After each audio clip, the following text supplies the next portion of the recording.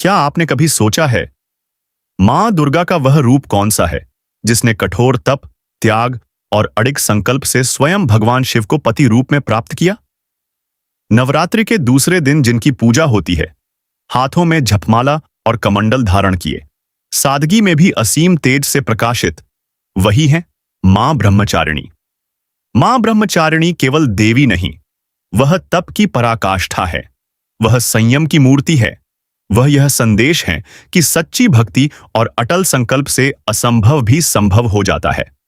आज हम जानेंगे माता ब्रह्मचारिणी की ग्रंथ आधारित पावन कथा, उनकी तपस्या, शिव प्राप्ति और भक्तों पर उनकी कृपा का रहस्य। नवरात्रि के 9 दिनों में मां दुर्गा के 9 स्वरूपों की पूजा की जाती है। पहले दिन मां शैलपुत्री और दूसरे दिन पूजित होती हैं मां ब्रह्मचारिणी। ब्रह्म अर्थात तप, ज्ञान और परम सत्य, और चारिणी अर्थात उसका आचरण करने वाली, अर्थात वह देवी जो तप, संयम, साधना और सत्य के मार्ग पर चलने वाली है। शास्त्रों में बताया गया है कि इस स्वरूप की आराधना से भक्त के भीतर धैर्य, तप, आत्मबल, त्याग और साधना की शक्ति जागृत होती है। पौराणिक मान्यता के अनुसार माता ब्रह्मचारिणी मां दुर्गा का वही स्वरूप है जो पिछले जन्म में सती थीं।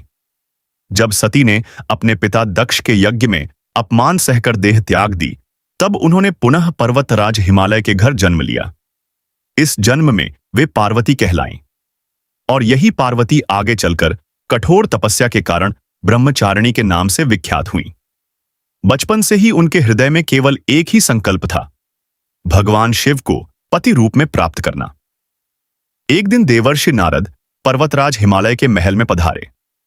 उन्होंने बालिका पार्वती के तेज लक्षण और दिव्य स्वरूप को देखकर कहा, यह कोई साधारण कन्या नहीं, यह स्वयं आदिशक्ति का अवतार है। नारद मुनि ने भविष्यवाणी की, यदि यह कन्या कठोर तपस्या करे तो स्वयं महादेव शिव इन्हें पति रूप में प्राप्त होंगे। बस यही वह क्षण था जब पार्वती ने अपने जीवन का मार्ग चुन लिया। राजमहल की सुख सुविधाएं छोड़कर पार्वती वन की ओर चल पड़ी। उन्होंने रेशमी वस्त्र त्याग दिए, आभूषण त्याग दिए, राजसी भोजन त्याग दिया और स्वयं को केवल तप, जप और शिव स्मरण में समर्पित कर दिया। उनके हाथ में केवल जपमाला थी और साधना के लिए कमंडल। यही स्वरूप आगे चलकर मां ब्रह्मचारिणी के रूप में पूजित हुआ। कथा के अनुसार माता ने हजारों वर्षों तक अद्भुत और असंभव प्रतीत होने वाली तपस्या की। पहले उन्होंने फल फूल ग्रहण किए, फिर केवल कंदमूल पर रहीं, फिर सूखे पत्ते खाकर जीवन बिताया और अंत में उन्होंने पत्तों का भी त्याग कर दिया। इसी कारण उनका एक नाम अपर्णा भी पड़ा, अर्थात वह जिसने पत्तों तक का सेवन छोड़ दिया। आर्षि मुनि, देवता और समस्त लोग उनकी इस तपस्या को देखकर आश्चर्यचकित रह गए। जब माता पार्वती की तपस्या अत्यंत कठोर हो गई, तब उनकी माता मैना देवी व्याकुल हो उठी। उन्होंने रोते हुए पुकारा, मां, ऐसी कठोर तपस्या मत करो। कहते हैं इसी करुण पुकार से पार्वती का एक नाम उमा भी प्रसिद्ध हुआ। परंतु पार्वती अडिग रहीं, क्योंकि उनका लक्ष्य केवल एक था, शिव प्राप्ति। माता की तपस्या से तीनों लोग कांप उठे। देवताओं ने ब्रह्मा जी से प्रार्थना की। तब ब्रह्मा जी प्रकट हुए और बोले, देवी, तुम्हारी तपस्या अद्वितीय है, तुम्हारा संकल्प पूर्ण होगा, तुम्हें स्वयं भगवान शिव पति रूप में प्राप्त होंगे। यह सुनकर समस्त दिशाएं जय मां के स्वर से गूंज उठीं। तप की देवी अब सिद्धि के द्वार पर थीं। कथाओं में आता है कि भगवान शिव ने माता पार्वती की तपस्या और निष्ठा की परीक्षा लेने का निश्चय किया। वे एक साधु या ब्राह्मण रूप में प्रकट हुए और बोले, तुम किसके लिए इतनी कठोर तपस्या कर रही हो? पार्वती ने कहा, मैं भगवान शिव को पति रूप में पाने के लिए तप कर रही हूं। तब उस ब्राह्मण रूपधारी ने शिव के विरक्त स्वरूप, भस्म विभूति, जटाजूट और श्मशानवास का वर्णन कर मानो उनकी निंदा करनी चाहिए, परंतु पार्वती तनिक भी विचलित न हुई। उन्होंने दृढ़ स्वर में कहा, महादेव ही मेरे आराध्य हैं, महादेव ही मेरे स्वामी हैं और उन्हीं को मैं प्राप्त करूंगी।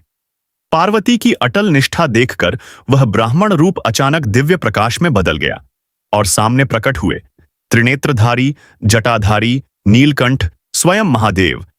भगवान शिव मुस्कुराए और बोले, देवी, तुम्हारी तपस्या, प्रेम और अटूट विश्वास से मैं प्रसन्न हूं। तुम ही मेरी अर्धांगिनी बनोगी। उस क्षण पूरा ब्रह्मांड मानो आनंद से भर उठा। देवताओं ने पुष्प वर्षा की, ऋषियों ने स्तुति की, और पार्वती का ब्रह्मचारिणी स्वरूप सिद्धि और समर्पण का सनातन प्रतीक बन गया। मां ब्रह्मचारिणी हमें क्या सिखाती हैं? वह सिखाती हैं कि बिना तप के सिद्धि नहीं, बिना धैर्य के सफलता नहीं, बिना संयम के शक्ति नहीं, और बिना श्रद्धा के भगवान की कृपा नहीं। उनके दाहिने हाथ की जपमाला बताती है, साधना कभी व्यर्थ नहीं जाती।